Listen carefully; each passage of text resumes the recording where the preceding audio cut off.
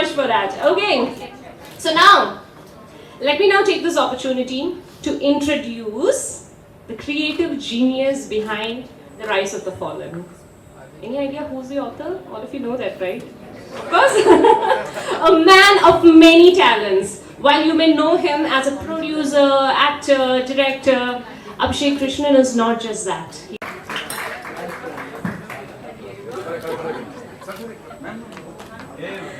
Okay, now let's move to our esteemed chief guest for the day, the maestro of Indian cinema, Hansal Mehta sir. He needs no introduction, right? But he definitely deserves a standing ovation.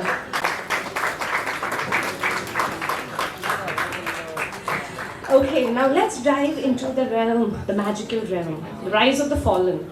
The biggest question is... And I'm very, very flattered. I have never, I never would have imagined that I would be sitting with you, sir, and Abhishek. You are a rising talent, and I'm sure that you'll reach heights. As I told you, passing the baton of mythical tales. So we'll be just talking a little bit about the book and basically about writing and stories and myths in general. So if you guys can, take the mic. This is a small interaction, and followed by that we have Q&A. So if you have any questions, definitely think about it prior, and then we'll take, I think, probably 3-4 questions by then. So yeah. So Abhishek, I'll start with you. So what made you write your first book? So I've been a storyteller in various capacities for the past decade. I've been an actor. I dabbled in writing, directing, producing, did all of that for a while. And I was very fascinated by the idea of creation, building, development, and I like the idea of taking the initiative rather than always waiting for something to come to you. And then the pandemic hit, and we all know how that was for all of us. It wasn't the best of times. You're just stuck at home. You're consuming excessive content. There's only input, right? You're watching, you're reading, but there was no vent. There was no creative vent at all. And that's when I just had this bizarre idea of this world that I wanted to create from all my inspirations. So I thought, why don't I just put them all together, see where it goes, and then it was. That's what actually gave me some kind of purpose and drive through COVID. I would wake up at 5 and sit there to write. Gave me some sense of passion. I remember even when I actually had COVID, I would pop dolos, and when you pop dolo, you have this brief window when you feel like the fever has subsided, and then I would quickly jump and write a few lines to feel a little fulfilled. Okay, aaj kuch to kaam kiya, and then and then feel terrible again. But I think that was a very exciting process, very fulfilling process, and besides that, no one was giving me 300 crores to make a film out of it, so I thought let's Wonderful. Hansal sir, what is the first thing that you wrote or created, and what drew you towards it, that particular subject? Couple of things. One, I am a lazy writer, so I usually trouble writers a lot. I make them write for me. I've written very early on in my career. I wrote some short stories, which I film. I write primarily to film, and I wrote a film called Omerta. So that nobody was willing to write, so I sort of had to write because there was a deadline. I had to submit the script in 2005, and I had no choice but to write. And the film got made in 2017.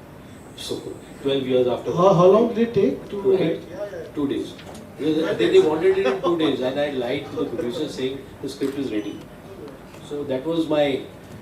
So writing came more out of compulsion. But otherwise, I always marvel at writing as a discipline.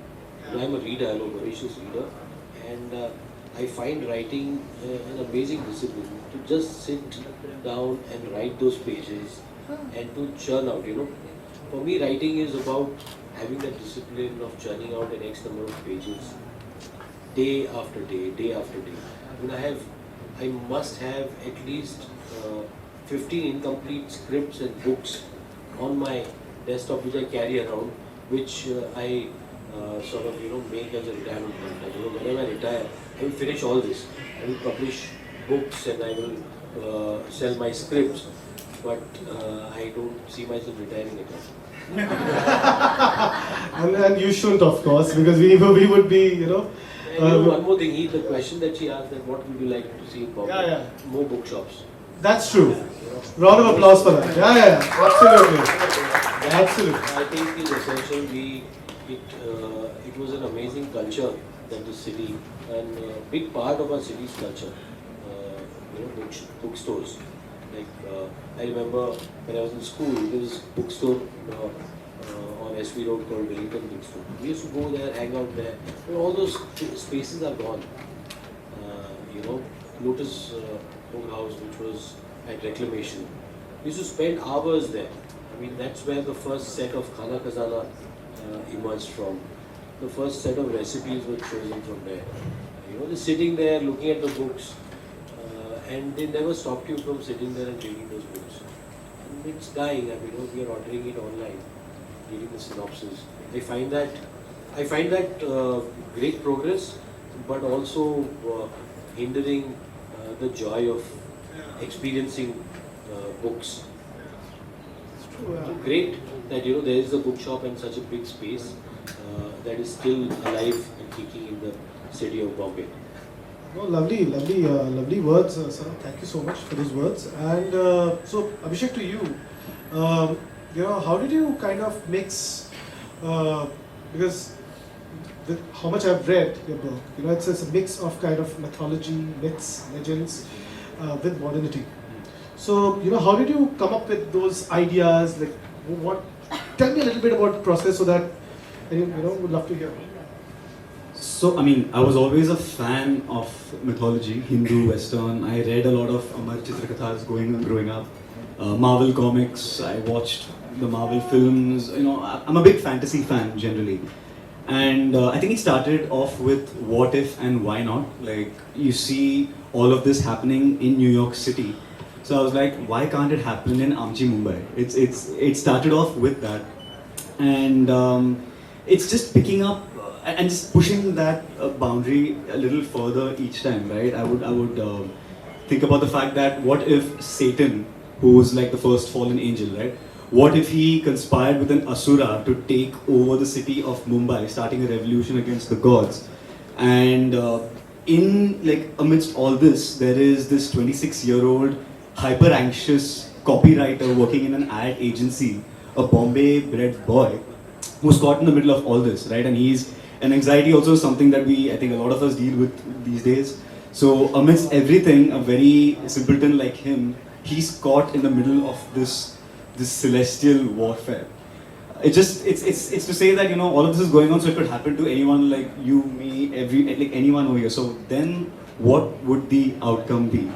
So it was many things like this, right? It's almost like, if it's almost obvious. The most obvious thing is if an asura were to come from hell to earth, the first thing he or she would do would buy a Mithai Vada Pav. Because it's like, why would he not? He doesn't get Vada Pavs in hell. So it's things like this, like why not? What if? Why not? What if? And I think all these things just somehow came together, and it became what it is. Yeah. One of the good things about writing, fusing modern and mythology, is that in today's times when you have to be very careful about making political statements, it's a great way to say it and also make it look like a fantasy, because it's fast becoming a fantasy.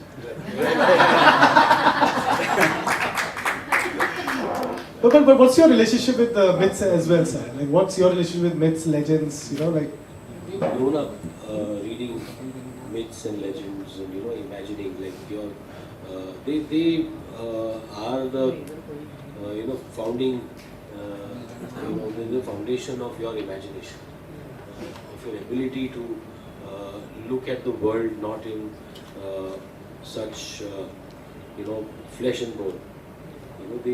They transport you. So I grew up with that. I mean, Amar Chitrakathas of course was, but so much that we read, so much that we traveled, whether it was with Tintin or whether it was with the Mahabharata.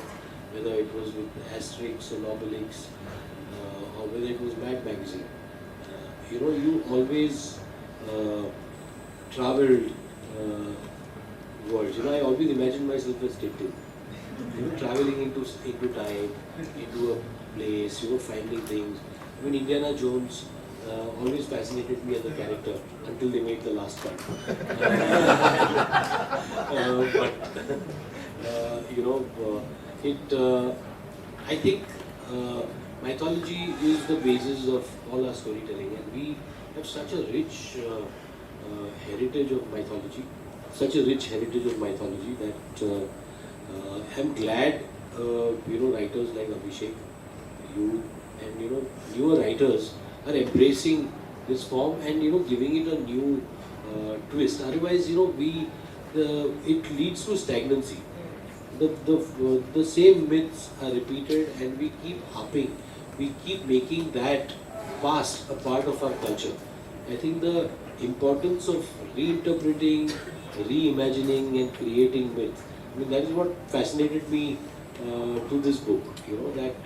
How about a gangster story set in Mumbai gangster story, but it's not Satya.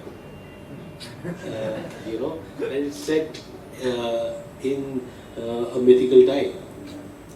The victory of good over evil, which is a story, cop versus gangster story, but it's set in another time. And I think that is fascinating. That you take a myth and you sort of connect it to the world that you're living in. That's what we do all the time. We're living in Mahabharata. We are being forced to believe it's Ramayana,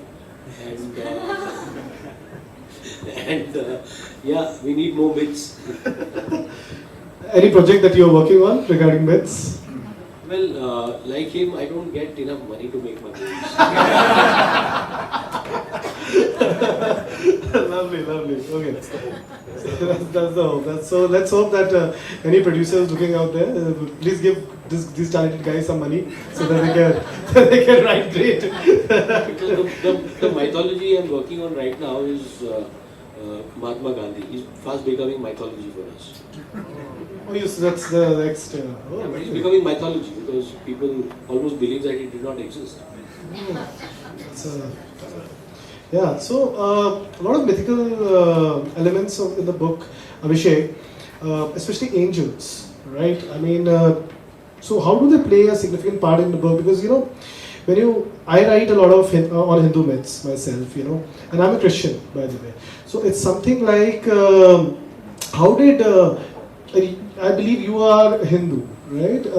Yeah, you're Hindu. I was just confirming.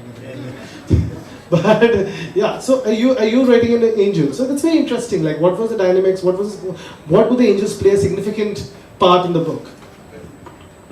I think, again, coming back to what all I was fascinated by, I am fascinated by your angelology, as they call it.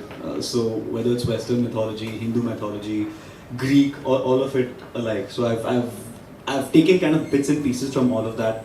And I think the idea of angels, it's basically that. What if the concept of fallen angels comes in the Bible, right? Satan, the first of the fallen, has been sent down, and then he's kind of banished into hell. And I thought, why can't that be integrated with these other elements? You've got celestial offspring, celestial parents, which is something that is there also in the Mahabharata. You see the Pandavas, each one has a celestial parent, right? So that element is there. Asuras and Rakshasas, that element is from Hindu mythology. And angels, of course, is from... So the idea was to bring all of it together. It is... The concept of hell and heaven exists, I think, throughout, wherever you go. The idea of good versus evil, that is something that exists throughout. So why can't you just take bits and fuse them up together? And more than that also, it was a great way, it was kind of the inciting incident, a great way to begin the story, because the fallen angels, they kind of, they are in cahoots with the Asuras and Rakshasas, and the gateway of hell opens, and they unleash themselves onto Mumbai. So the story begins from there. So it felt like a great way to start the book. And what messages or themes you would like the readers to take from this book? That's a deep question. No, I think that there'd be two things to this. One is, as an artist, I think just the effort that it takes to create something, write something, it takes a lot of courage to get yourself to that thing and look at a blank screen. Nowadays you're looking at blank screens, right? So to be able to take that first step and actually write that out, and then more than that, beyond that, go out there and publish it. So just I think if people can take away that you just need to do, just keep doing, and hopefully from there there will be some kind of a snowballing effect, and it will manifest in some way or the other. So that is one from that angle. Besides that, I think from the narrative perspective, I think there's one recurring theme, which is the idea of belief, right? So I think that's something that I would like people to take back. Sounds like a generic thing, but it's still so hard to get around. When you want to get something done, just having belief, having all the belief to pull through, that is something I think it would be great if. So the central character Rinat, he's this purposeless 26-year-old guy who is meandering through life, and he suddenly realizes that he has a bigger role to play in this world, in this universe. So how does he step up and live up to the responsibilities that destiny has kind of carved out for him? More importantly, I think it goes to say that no one ever is like inconsequential. Everyone has a role to play, whatever that may be. So no one is inconsequential. So that is one thing. And I think for me also, I was coming out of a time when I was feeling like, you know what, where is my life heading? And eventually you do, there is always the light at the end of the darkest of tunnels. So that's something. Very.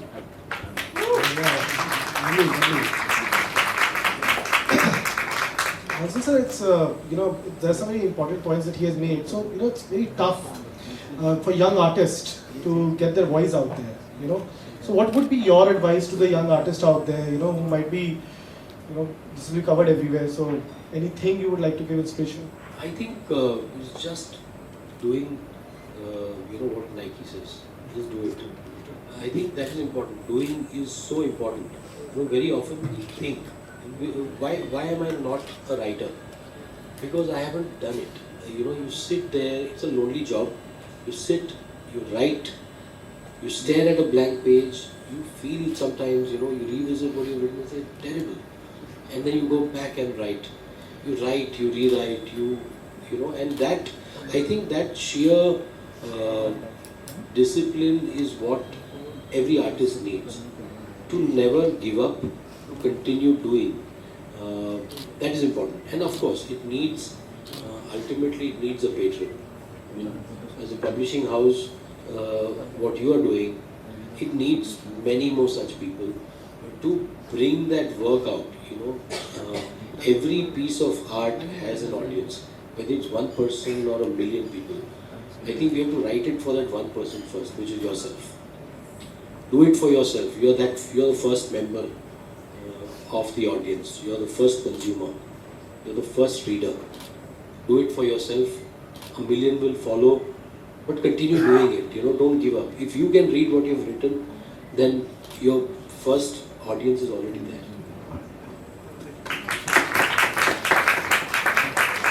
And Abhishek, last question, guys, then we will open the floor for Q&A. And if you have any questions, we'll take a few of them to Hansal sir as well as Abhishek. What are your ambitions with Balwa? Like, what's the plan? Rise of the Fallen say, what's the plan? I mean, I'm going to go out on a limb and say that I want to make it, the largest mytho fantasy franchise that India can take to the world, hopefully. That's not too ambitious. I'm doing it, Yeah, absolutely. And movie, कुछ हो रहा है मतलब? हो रहा है मतलब होना चाहिए. That's the. Okay, great, wonderful, guys. Q&A. So, sir, I believe can we have another mic? I'll just give my mic also. Yeah. Abhishek. Yeah. Filmfestivals.com. Abhishek, the question is: Bhoot, Jinn, Pret, Ghost, Angel, Dian. I don't think many of us know even the difference between them. And of late, there is a rising fascination for films and books and literature and everything about these extraterrestrial things, if you like to call them. What do you think has prompted this? Is it the fact that reality is so harsh that one wants to delve into the unreal or the celestial?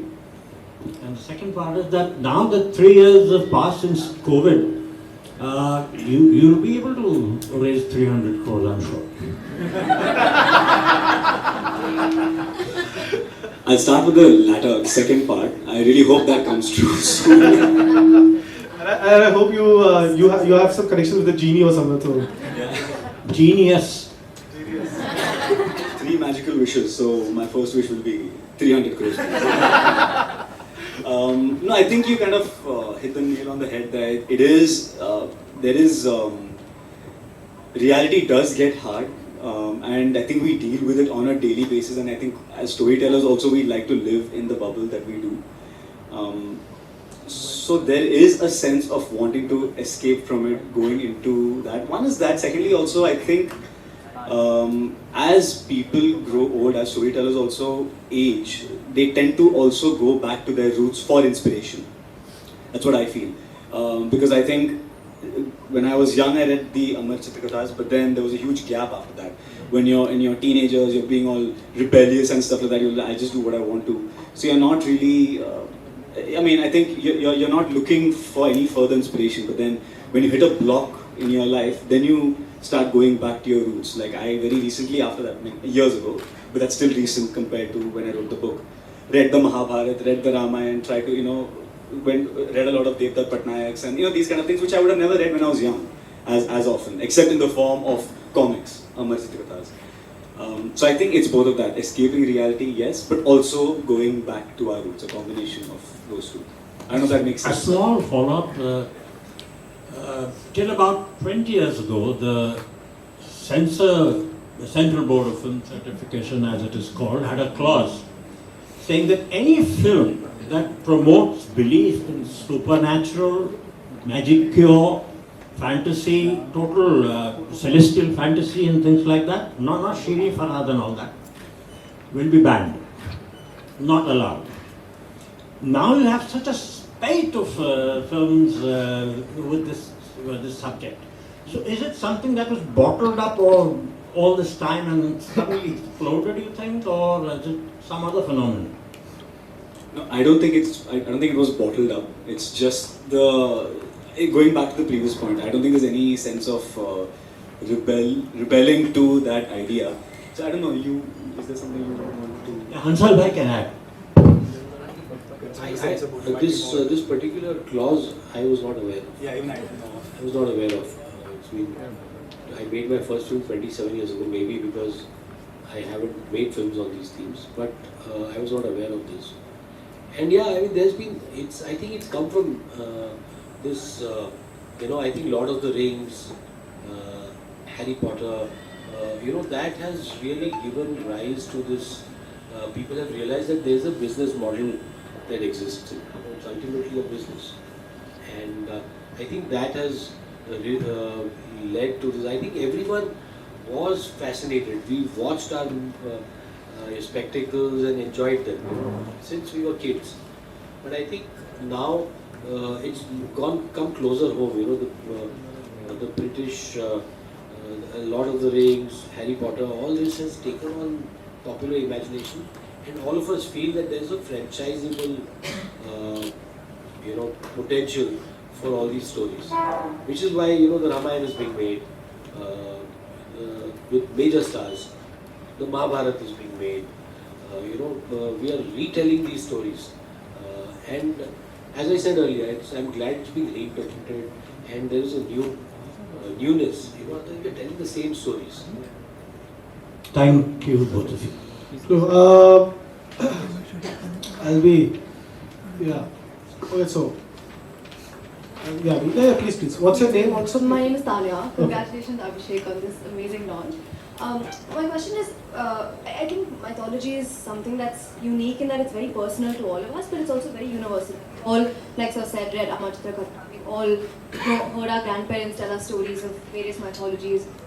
And I think because there's so much oral storytelling in India, a lot of it has been passed down and not a lot of it documented and captured, written anywhere, which is what makes it fragile. Did you ever, when you were writing, think about the fragility and the sensitivity of the topic and how it would be interpreted, or did you just not go there as a storyteller? Oh no, definitely. Like my initial idea was to make gods come to Earth, but I'm like, oh, that's going to be Can't do a that. dangerous thing to do.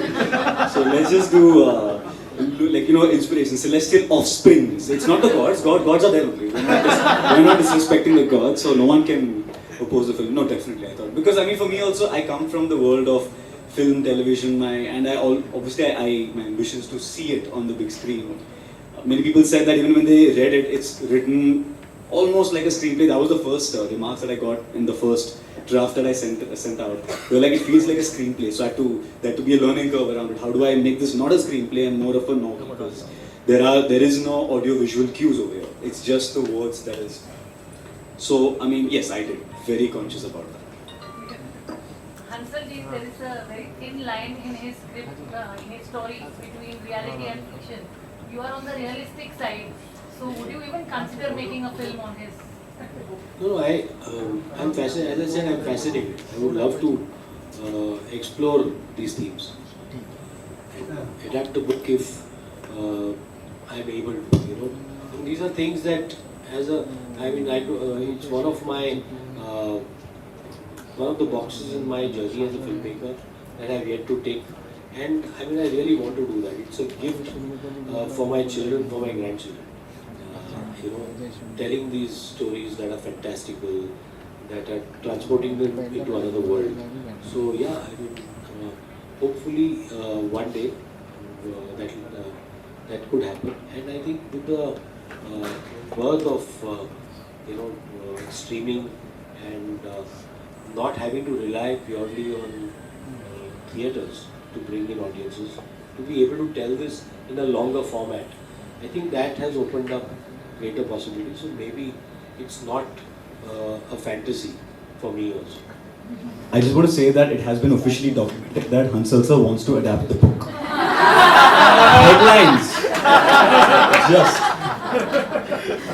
So, congratulations Abhishek, and this book really sounds like a labor of love and imagination. So I have a very fun question adding to what Hansal sir said, that it will be made into a movie. So, which is your dream star cast? Like, who did you imagine as a main character? I think the readers want to know that. Let's play this game and offend everyone.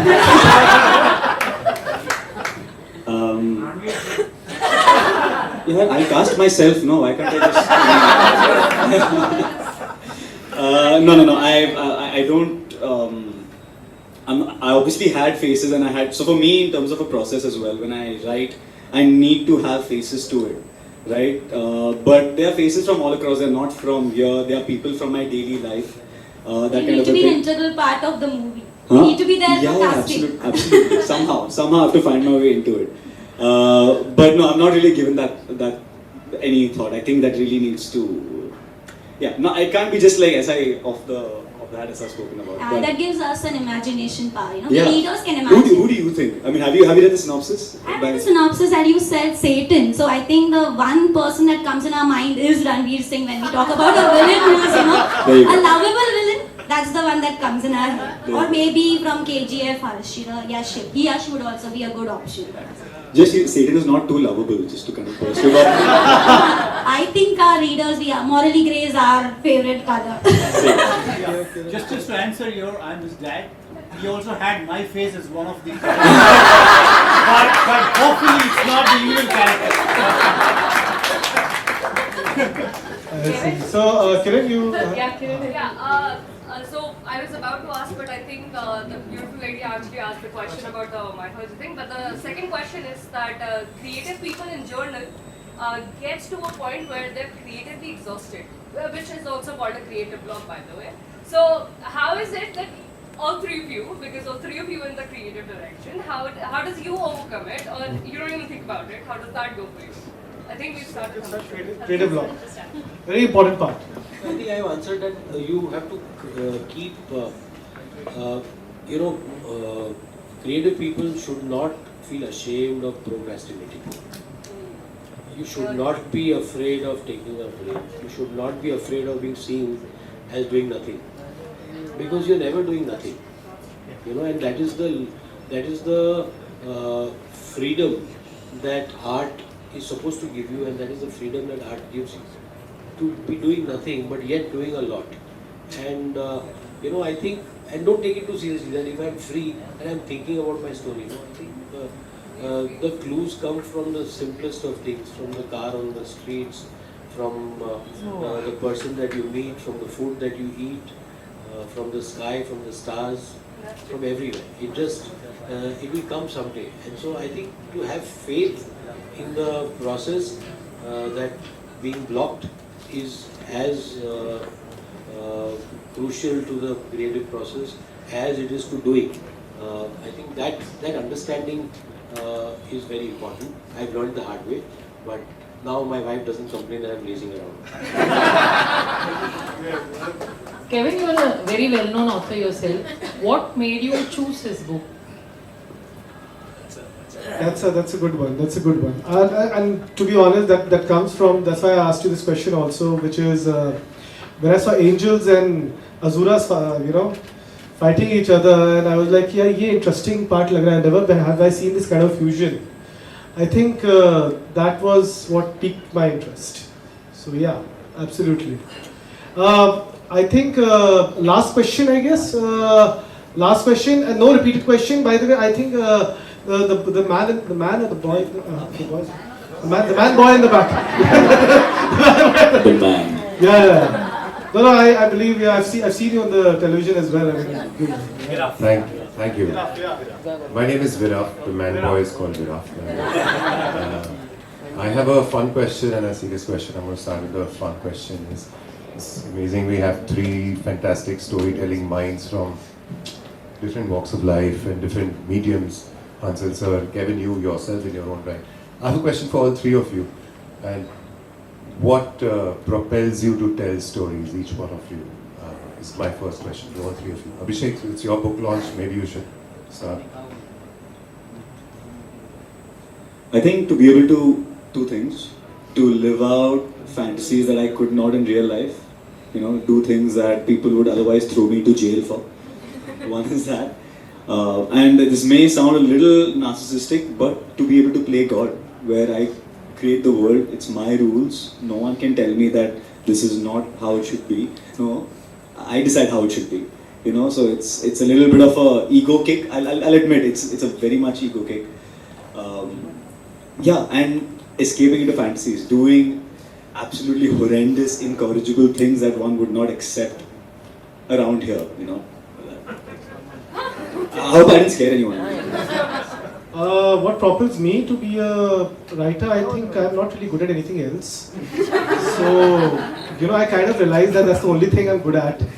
You know, and I thought, you know, let's just do this only. I tried doing screenplays also, by the way. I tried to enter the Bollywood industry as well. मैं 2 महीने में निकल गया.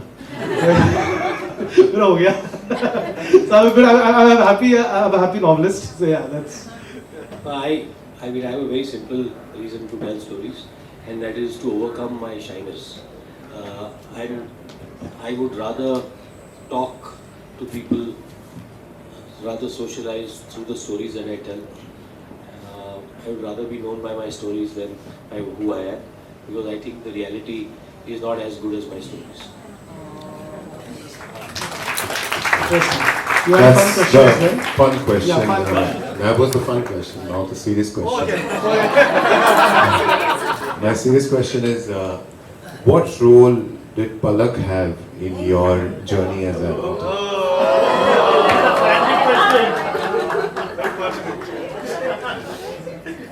This could take a while. She's gone running behind. Look at her. By the way, Palak is my fiance. I am her fiance. We have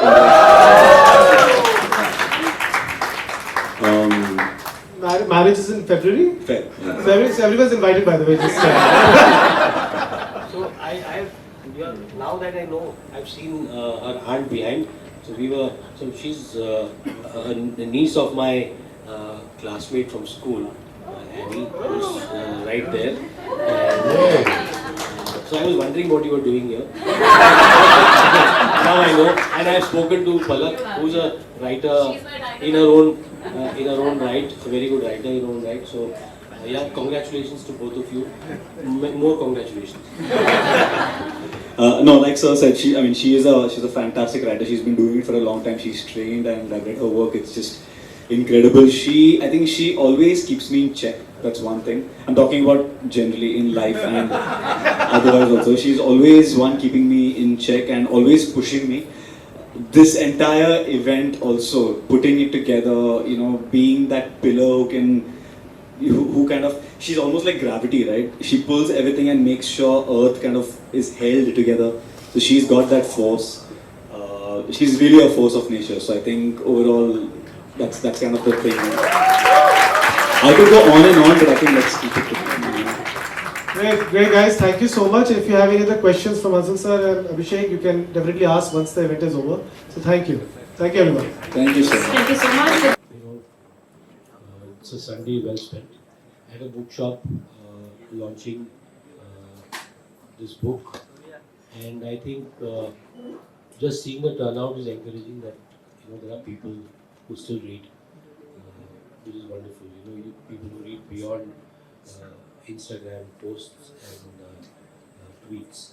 So it's wonderful to see everyone turning out, and I wish you all the best, Abhishek, and hopefully this will become a film. But don't stop writing, and don't write to make to have adaptations. It's become a new thing, and what I always tell writers is that everything doesn't need to be adapted. There's a joy in reading. Every time somebody talks about adapting Salman Rushdie, my heart breaks, because what is on paper is so fantastic, and what comes on screen is so limiting. So let the pen be your best weapon, and may you keep writing. Thank you. Thank you so much, Hansal sir. As we near the end of our event, let's express our gratitude to everyone who made today's morning possible. Abhishek, we are eagerly waiting for your words of thanks and reflection for everybody. I don't know where to start from, but first off, majorly, thank you so much, Hansal sir, for being here. Having a respected filmmaker who I admire so much to be here supporting a first-time author, I think that really means a lot. It's very, very reassuring, so thank you so much. My parents, my family who've been there with me, they've stood by me, seen it all. The best family I could ask for. New Voice Press, Kevin Misal, Simon & Schuster, everyone for making this dream come true. Publishing a book is like the toughest thing to get done. And these guys really made it almost a walk in the park. And I think they need to be more people need to be extending this kind of support to authors. Divyang, for supporting the book and doing everything in his power to make this a success. Thank you so much, Divyang. It means a lot. And it's been a really, really long journey, and strangely I can say that it's only begun, right? And when it does get tough, I'm going to literally remember this moment when all of you turned up on a Sunday morning. Like, well done, a round of applause to you all. I have some of my colleagues here, and often at lunch we talk about how on Saturdays, Sundays we just become couch potatoes. That's all we want to do. We want to do nothing else. So, and I'm sure that's the same for all of you after a tiring week. So thank you so much. Really means a lot. And I have to save the best for the last. I kind of spoke about this a little earlier, but I think it's worth revisiting. She's been instrumental in putting this event together, and she kind of really made it her own. She's a fantastic writer, and I think that's why she really understands the struggles, the journey that a writer makes. And not to mention her ability to leave a lasting impression, maintain relationships, and see a vision come through. All of these elements have really played a major role in making this event a grand success. So please, round of applause for my fiance. And so, I'm a lucky man. I'm a very lucky man. Thank you so much. And once again, just really humbled for all of you to be here. I just want to leave you, I think, with one small thing, if I may. This has been addressed several times, but no harm in bringing it up again. As a budding artist, I think of any kind. The world tends not to be the kindest place. Not always, but maybe more often than not, getting something started, getting something out there, I think it becomes almost demotivating, discouraging. I'm seeing a lot of artists over here, writers, filmmakers, directors. I mean, it's amazing to kind of have this support, but I think we all know that the struggle is real, right? And I think if everyone, like you have this morning, can just extend that hand of support and pick up that one book, pick up that one painting, watch that one play, I think if you show that kind of support, that slight sense of reassurance is what will help us come back to the page, or come back to the stage, or come back to the screen. That goes a long way for all of us. For all the artists, please continue doing this. And thank you so much for being here. Have a good day. Thanks so much. For those of you who want to take Whatever I am. Could you tell us a little about the rise of the fallen? I'd like to say that it's a cultural fusion. It's got different elements of mythology coming together. You've got elements from Western mythology, from Hindu mythology. All of this kind of fuses in together, angels, asuras, rakshasas, but all set in a modern context in a city like Mumbai. So you literally have, say, an asura and an angel conspiring to take over Mumbai, and you've got this 26-year-old copywriter who is caught or embroiled in this entire chaos.